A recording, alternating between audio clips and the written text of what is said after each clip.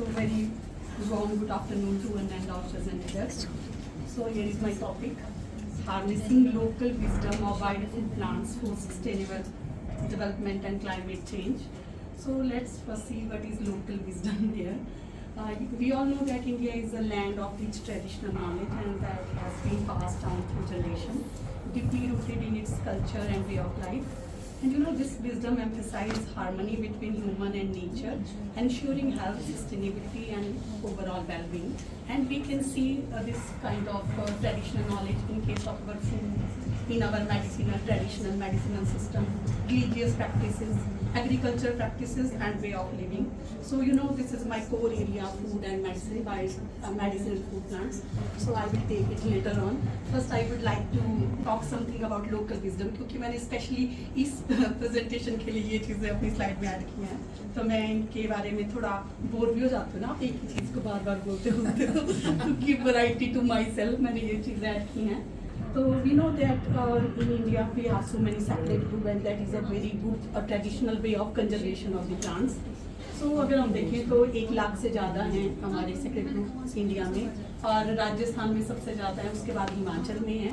No doubt जो आपके DST ने थोड़ा वर्कआउट किया था इसमें, तो उन्होंने 137 डॉक्यूमेंट किया हिमाचल प्रदेश में, और उसमें 45 जो हैं 45 और 7 मंडी में सबसे ज़्यादा हैं separate group. So very important way of conserving our traditional knowledge and plants. So अगर हम देखें हमारे मंडी में सायर फेस्टिवल होता है, and more than 15 plant were shipped in this Sair festival, और आप नीचे देख सकते हैं कि these women they are selling all these plants. तो and see again this is a method of conservation, क्योंकि इनके लिए ये लाइवलीहुड ऑप्शन है. तो कुछ एक प्लांट को इन्होंने कल्टीवेट करना शुरू कर दिया, जैसे ल्यूकस लैनेटा, जिसको हम कोठा घास बोलते हैं लोकल लैंग्वेज में, तो वो पूजा जाता है, और वो नेचुरल हैबिटेट में कम हो रहा था, इसलिए इन लोगों ने इसको ग्रो करना शुरू कर दिया, although for their economic means. So ये जो हमारा रीजन है वेरी इंपॉर्टेंट. जैसे आज की डेट में हमें बोलने की जरूरत पड़ रही है sustainable development and all that. See हमारे जो पूर्वज थे उनकी कितनी स्ट्रॉन्ग विजडम थी, उनको ये सस्टेनेबल डेवलपमेंट बोलने की जरूरत नहीं थी. They just related the plants of the knowledge with the region. अपने आप लोग प्रिजर्व कर रहे हैं पूजने के लिए, है ना. तो मीन्स वही चीज़ें हैं. आजकल साइंटिफिक उसको बहुत हाइट नाम दे देती है, but the knowledge is same. तो local wisdom is very important. तो उसको हम जितना यूज़ करें, उसको जितना हम मॉडर्नाइज करें, दैट्स मोर इम्पॉर्टेंट. तो उसके अलावा ये भी था, जैसे हमारे पूर्वज थे कि जी फलदार पौधे लगाते हैं रोड साइड, ताकि, और उनकी यही टेंडेंसी होती थी कि हम ना खा के हमारी आगे वाली जनरेशन्स खाएँ, हमारी पीढ़ियाँ खाएँ. तो कितना अच्छा वे था. Means our earth has everything to fulfil everybody's need but not everybody's need. और मैं ये चीज़ ना अभी मैंने चेंज किया था. तो मेरे पड़ोस में जो थे मेरे साथ के कॉम्पेनियन, तो उनकी नानी थी, वो आती थी बीच बीच में और पूरा क्लीन करेंगे, वो सराउंडिंग पूरा क्लीन करेगी, जैसे ये खीरा लगा देगी, घिया लगा देगी.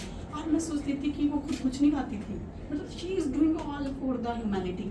और वो ये कहती थी कि कोई नहीं, कोई भी खा ले, और जिनकी वो लैंड थी उनसे वो रिक्वेस्ट करती थी कि मैं लगा देती हूँ, आप खुद नहीं खा लेना इनको.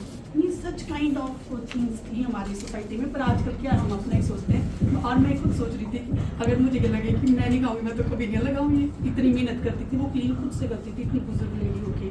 सो such kind of traditional wisdom we have. इसके अलावा लोग वाटर बॉडी साफ करते थे, और हमारा वे ऑफ लिविंग था that is again very healthy. जैसे कि अब हम पतलों में खाना खाते थे, और लोग कई जगह पे अभी भी है ये. मैं मंडाली धाम पे एक आर्टिकल लिखना चाह रही थी, तो मेरे पास फोटोग्राफ नहीं थे धाम के. तो अभी एक रिसेंटली शादी थी वहाँ पे करसोग में, चेतन गुलेरिया जी की आप जानते होंगे. तो मैं बड़ा कैमरा लेके गई कि मैं वहाँ पे फोटोग्राफ खींचूंगी, बट अनफॉर्चुनेटली वो प्लास्टिक प्लेट में ही खाना सर्व कर रहे थे. आइडिया दिया उनको ना, मुझे भी बुलाया था, मगर मैं तो उस वक्त दिल्ली था. तो वो आइडिया देते तो वो बुला लेते. तो ऐसे एक्चुअली जो लोग ऐसे पब्लिक फिगर है उनको तो एटलीस्ट ये चीज़ें प्रमोट करनी चाहिए, हमारी हेल्दी हैं. तो प्लेट में खाना खाते थे. तो आप ये देख सकते हैं, मैंने ये अलग अलग तरह की प्लेट्स यहाँ पे डॉक्यूमेंट की है. इस लास्ट में आप देख सकते हैं पलाश, प्लूटिया, monosperma, again very important and religious plant. तो इसकी पत्तल मैंने स्पेशली बनवाई थी ये, ऑल्दो ये थोड़ी कड़वी होती है मतलब इसमें, और ये डायबिटीज़ के लिए बहुत अच्छा होता है. और ब्यूटिया मोनोस्पर्मा आयुर्वेदा का कितना अच्छा प्लांट है, तभी तो ये रिलीजियस प्लांट भी है. ये देखो एक टॉर की पत्तल, ये मेरा स्टूडेंट बना रहा है. और मुझे भी पता है कि टॉर की पत्ते जब स्मॉल गैदरिंग्स होती थी ना, क्योंकि इसके थोड़े थिक होते हैं इसके पत्ते, तो छोटी मोटी गैदरिंग में जिसमें ज़्यादा, जैसे आपकी बर्थडे सेमिनार बहुत बड़ा नहीं है, थोड़े से लोग हैं, तो इस टाइप की जब गैदरिंग होती थी तो टॉर के पत्तों में खाना सब होता था। टूथब्रश की जगह हम क्या करते थे, प्लांट वेस्ट हम दातुन करते थे, तो वो भी इतना अच्छा तरीका था कि स्मॉल क्वांटिटी में मेडिसिनल चीज़ें हमारे अंदर जाती थी और हमारे दांत तो ठीक रहते थे। जब से हमने वो पेस्ट यूज़ करना शुरू किया, सबके दांत खराब हैं।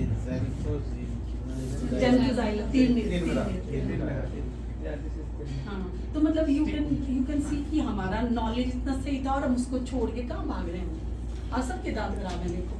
तो बेटर नहीं है कि हम दोबारा कहीं ना कहीं शिफ्ट करें, पत्तियाँ इतनी सारी प्लांट वेस्ट उनसे ही हम कर सकते हैं, ठीक है। तो हमेशा नहीं, तो कभी कभी तो कर सकते हैं, जब आप कहीं जाएँ अलग जगह के गाँव में जाएँ, देन यू कैन ट्राई।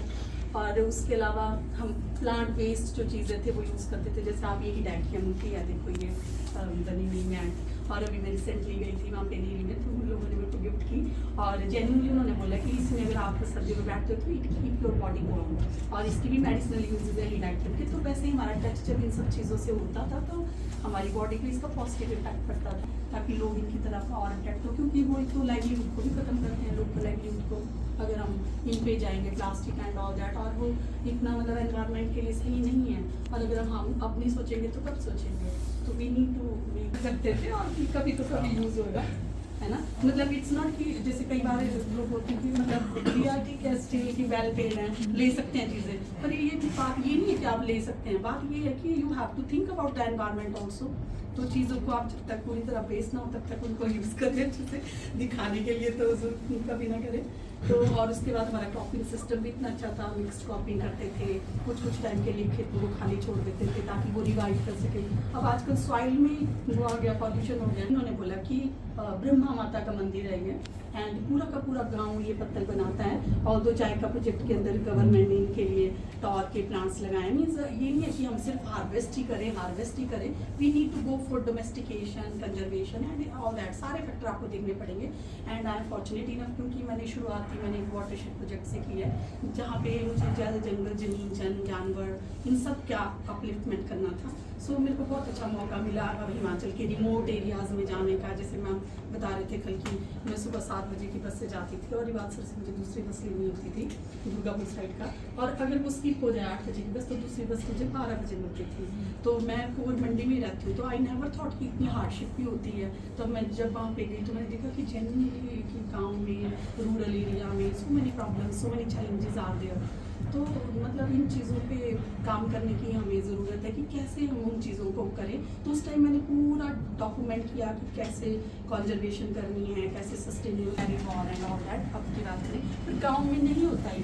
एक शादी होती है, सोचो आप कितने रिसोर्स बेस्ड होते हैं। अब यहाँ मंदिर में शादी होगी, एक तो सोसाइटी में हर हॉल बनी होगी, या गरीब होंगे अमीर होंगे, सबका एक जैसा होगा, मंदिर में खाना बनेगा, और रिलीजियस भी होगा कि पूजा करेंगे, प्रसाद सब खाएंगे, और सारे रिसोर्सेज वाटर या प्लांट्स जो भी होंगे वो वही रहेंगे, नेक्स्ट यूज होंगे। तो mean such kind of model, तो ये ट्रेडिशनल विजडम है, और ये कितने टाइम से ये कर रहे हैं। तो अगर आप कहीं भी जाओगे तो आपको ऐसी यूनिक चीज़ें ज़रूर मिलेंगी। आपका तो इतना बड़ा प्रोजेक्ट था, 5 साल आप करोगे, so you will check see such kind of, अगर ये चीज़ें मिलती हैं तो उनको आगे फ्यूचर में पॉलिसी में लाना भी बहुत ज़रूरी है।